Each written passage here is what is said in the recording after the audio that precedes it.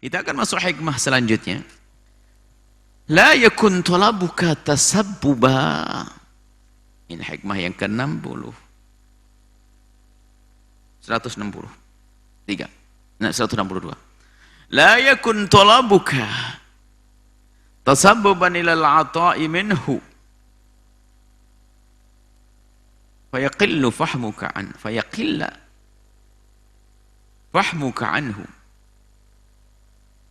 Wal yakun talabuka liidharil ubudiyyati wa qiyaman bihuquqir rububiyyati. Talabuka, panjatanmu, panjatan doamu, jangan kau jadikan itu tasabbuban, itu sarana, atau disebut dengan wasilah, tasabbub, wasilah untuk ila al-ata'i minhu, kepada karunia Allah, pemberian dari Allah. Maka jika demikian fayaqil menjadi sempit sedikit fahmuka anhu, pemahamanmu tentang Allah. Kalau memang begitu keberadaanmu, kau tidak kenal Allah, tidak mungkin jadi arifin billah, wali kekasih Allah yang kenal Allah, enggak. Wal yakun, akan tapi hendaknya talabuka itu, kau memohon kepada Allah itu li idhari al-ubudiyyah, untuk menampakkan penghambaanmu di matamu sendiri. Ingat, menerjemahkan makna ubudiyah, penghambaan kita, menampakkan penghambaan kita bukan di mata Allah. Allah Maha tahu kalau kita dengan menghambakan diri benar atau tidak. Akan tapi ada makna yang harus dipahami, dihadirkan adalah makna mengidharul ubudiyyati, menampakkan pengabdian kita kepada Allah di mata kita. Maksudnya biar nyadari kalau kita ini hamba Allah. Menyadari kalau kita ini adalah hamba Allah. Wa qiyaman bi huquqir rububiyyati, dalam irama melaksanakan kewajiban kita kepada Allah. Nah, ini adalah masalah doa. Umumnya orang itu adalah kelompok yang pertama. Tolak permohonan itu dijadikan sarana menuju kepada tujuannya. Hampir semua dari kita. Ini maqam juga, tapi maqam rendah. Siapapun dari kita rata-rata kalau berdoa adalah agar sampai atau terkabul keinginannya. Agar terkabul keinginannya. Semua mengakui seperti itu. Saya punya hajat banyak, mau umroh di multazam, saya mau doa. Saya sedekah, saya ingin doa. Terus doa-doa yang dipanjatkan itu ternyata hanya dijadikan sarana agar dia sampai kepada tujuannya. Maqam tapi rendah sekali. Bukan tidak boleh, boleh diajarkan. Akan tapi oleh Ibn Athil As-Sakandari akan dinaikkan pangkat kita.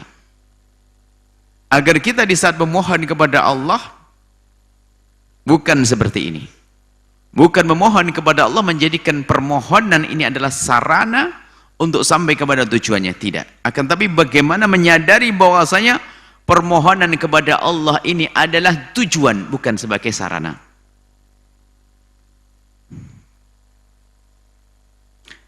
Memohon adalah tujuan, doa adalah tujuan. Karena doa adalah mukul ibadati, saripati ibadah adalah berdoa.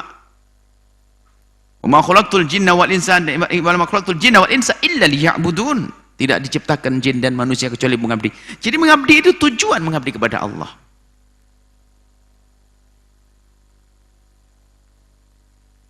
Di saat memohon kepada Allah,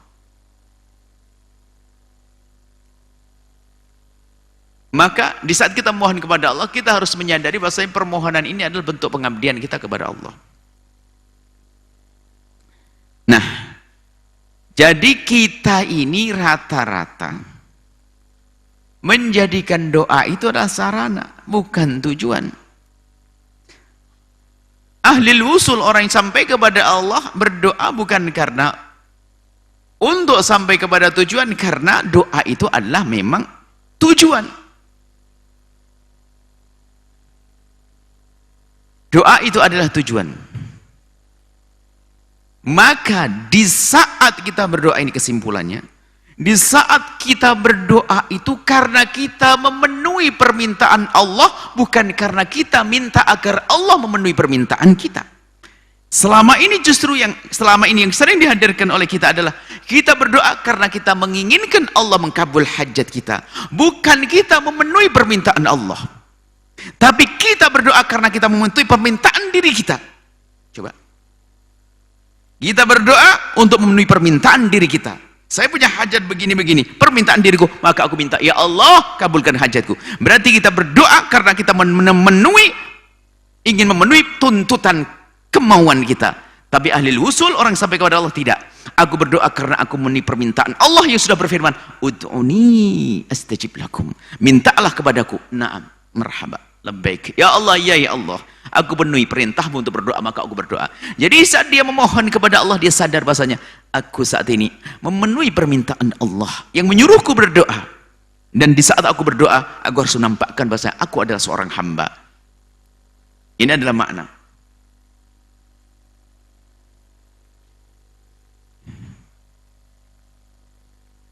Kadang siapapun yang menjadikan doa sebagai sarana untuk sampai kepada tujuan, maka afat, musibah, petakanya adalah di saat sudah dikabul, dia tidak berdoa lagi.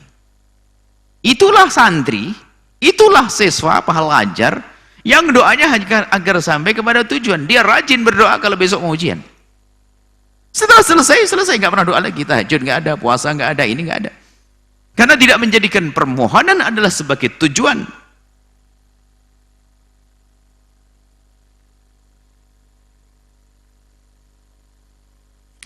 Ini. Maka yang menjadikan doa adalah sarana, kita tahu sarana. Kita ingin sampai kepada tujuan, kalau sudah sampai tujuan, ya sarana dibuang. Sarana ditinggal. Jadi Imam Ibn Atha al-Sakandari ingin membawa kita kepada kesadaran makna doa, makna memohon kepada Allah Subhanahu wa ta'ala. Yuk kita koreksi diri kita. Selama ini dalam berdoa apa sih yang kita inginkan? Rupanya selama ini dalam berdoa kita memenuhi tuntutan kita. Kita menginginkan ini itu, lalu kita mohon kepada Allah. Kita menginginkan ini itu, lalu kita mohon kepada Allah. Kita belum menjadi hamba yang di saat disuruh oleh Allah, ud'uni astajib lakum, mintalah kepadaku, lalu kita memenuhi permintaan Allah untuk memohon kepada Allah. Maka mari kita semua menyadari begitu pentingnya berdoa dan memohon kepada Allah. Memohon dengan diri kita sendiri, karena di saat kita memohon ini adalah ada makna menampakkan penghambaan kita kepada Allah. Ditampakkan di mata siapa? Di mata diri kita. Maksudnya apa? Di saat kita memohon kepada Allah ini seharusnya menjadikan kita sadar kalau kita hamba yang selalu memerlukan Allah, punya hajat kepada Allah Subhanahu wa ta'ala. Dan seorang selalu merasa punya hajat itu adalah kapan dia merasa lemah selamanya. Maka di saat dia sudah tidak merasa lemah, maka dia merasa tidak perlu, tidak punya hajat. Dan ini bahaya sekali. Maka menyadari kelemahan kita dan terus kita menyadari dan terus kita asah kesadaran akan kelemahan kita ini, secara otomatis akan menjadikan permohonan kita ini adalah penghambaan kita kepada Allah Subhanahu wa ta'ala.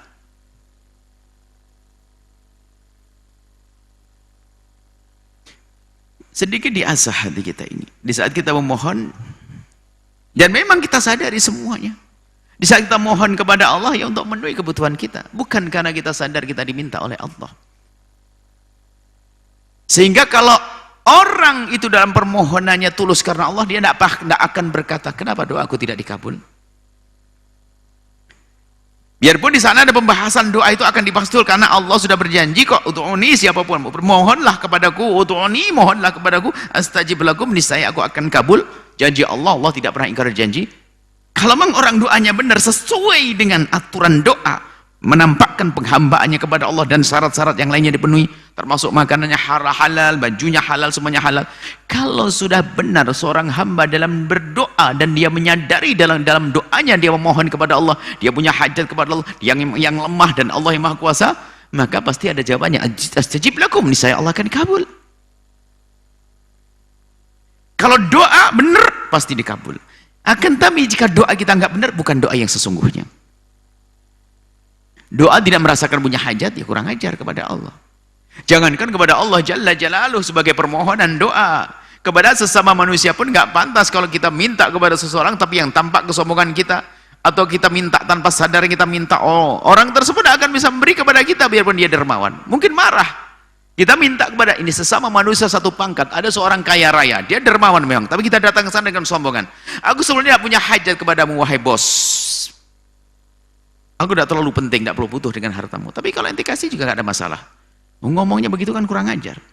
Cuman karena dia manusia, untuk menampakkan yang di hati kita harus kita ucapkan. Aku tidak butuh. Ente kasih gak apa-apa, kasih juga tidak ada masalah.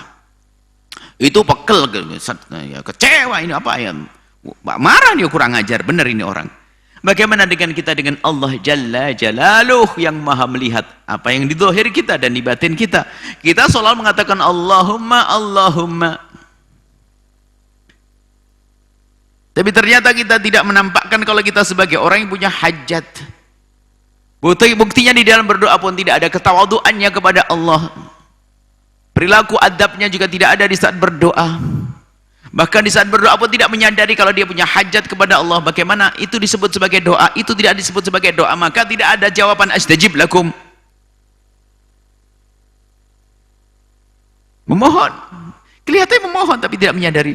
Apalagi di saat dalam permohonan kita tidak menyadari apa yang kita minta. Loh,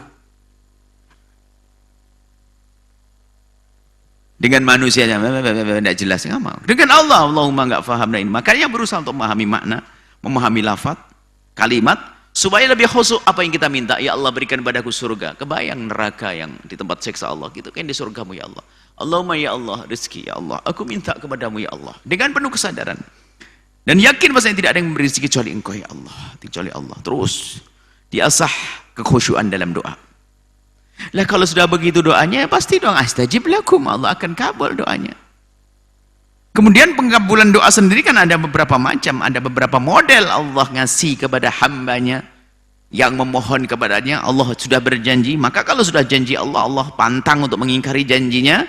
Cuman hamba yang beriman, ahli ma'rifah tadi, tenang-tenang saja, karena dia yakin selagi benar aku memohon, pasti Allah akan ngasih kok.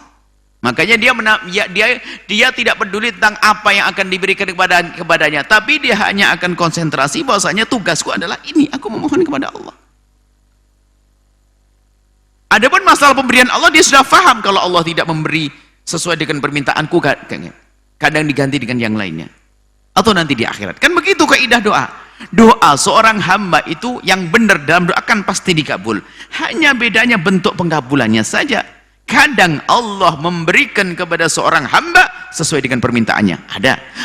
Kadang Allah memberikan kepada seorang hamba tidak sesuai dengan permintaannya. Karena apa? Yang tidak diminta lebih penting daripada yang diminta.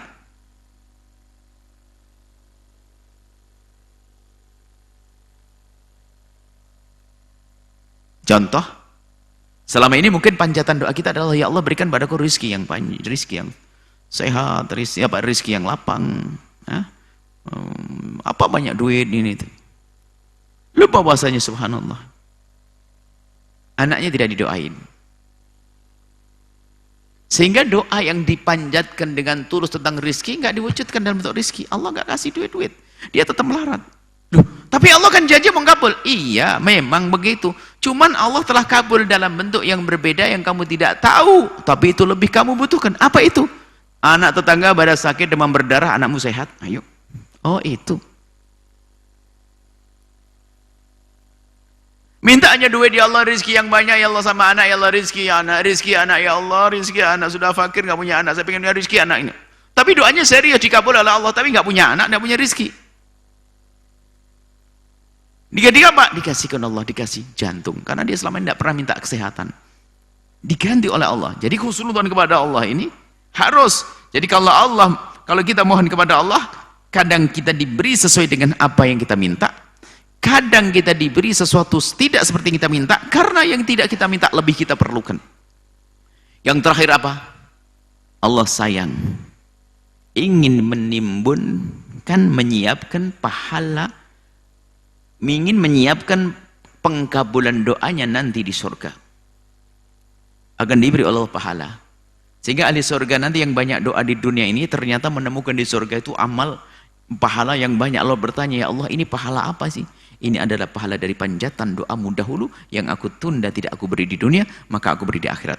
Ngomong apa seorang hamba? Ya Allah kalau tahu begini, aku ingin dikabul di akhirat sajalah semuanya, di dunia nggak usah dikabul. Tapi karena kita masih di dunia, kita minta di dunia dikabul, di akhirat juga dikabul. Karena Rasulullah mengajarkan kita. Dan Allah sendiri mengajarkan Rabbana atina fid dunya hasanah wa fil akhirati hasanah. Nah, terakhir adalah adab di saat kita minta doa kepada seseorang. Kalau memang di saat seorang hamba memohon kepada Allah, ini sebetulnya dia melakukan ibadah dan menampakkan penghambaannya kepada Allah terhadap dirinya, maksudnya menumbuhkan kesadarannya sebagai seorang hambanya Allah. Lalu bagaimana jika kita mau minta doa kepada orang lain? Ini bisa saja niatnya salah. Kalau orang minta doa kepada orang lain bisa saja niatnya salah, maka jangan lakukan itu. Niatnya apa? Niatnya menjadikan doa sebagai sarana untuk sampai tujuannya. Dia tuh nggak peduli kepada Allah, dia peduli hajatnya dikabul. Maka datang pada orang soleh, ya Syekh doakan saya, ya Fulan doakan saya. Jadi dia nggak peduli dengan Allah sebetulnya. Tapi ini yang perlu kita tata. Di saat kita minta doa kepada seseorang adalah dalam irama ketawaduan kita di hadapan Allah, karena kita merasa banyak salah, banyak dosa. Bisa jadi doaku ini menjadi ada penghambat, penghalangnya. Maka akan datang kepada orang soleh, husnudzan kepada Allah, Allah, dia sepertinya orang lebih bagus dari saya. Dialah yang akan mudah dikabul doanya oleh Allah. Maka dia datang ke sana. Sangat beda orang yang ini dan orang yang sebelumnya. Jadi kita minta doa kepada seseorang itu karena apa? Karena kita merasa di hadapan Allah kita banyak dosa, banyak salah. Kemudian kita husnudzan kepada orang yang kita mintai doa kepadanya. Lalu kita minta, ya saya Fulan doakan.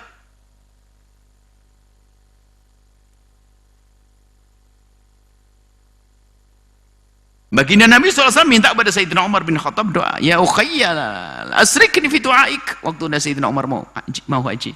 Bagaimana baginda Nabi berdoa? Apakah Nabi salah? Oh enggak. Nabi mengerti Sayyidina Umar mau kemana ini, mau laksanakan ibadah haji yang Allah mencintai orang-orang seperti itu. Nabi perlu. Nabi selalu merasa beliau adalah orang yang sangat tawadhu, dan Nabi tahu beliau adalah Nabi kok. Kalau doa langsung dikabul oleh Allah. Akan tapi ini adalah di samping pendidikan buat kita, akan tapi ini adalah penghargaan bagi orang yang melakukan kebaikan.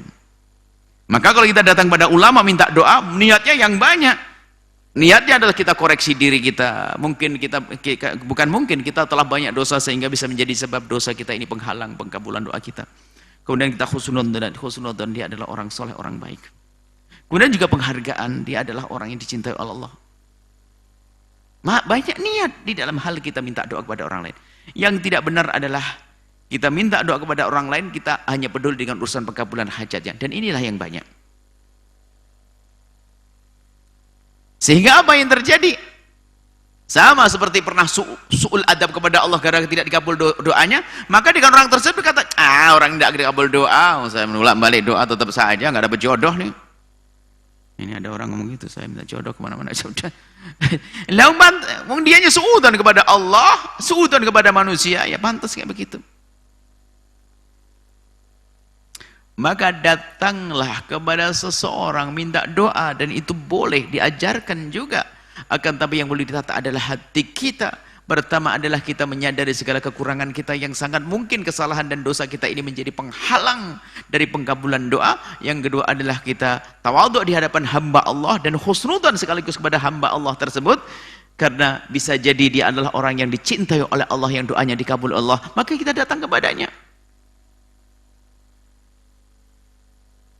Maka seandainya doa itu tidak dikabul untuk kita, belum tampak pengabulannya, kita sudah mendapatkan pahala husnudzon kepada seorang hamba. Memuliakan seorang hamba, dan itu adalah kebaikan.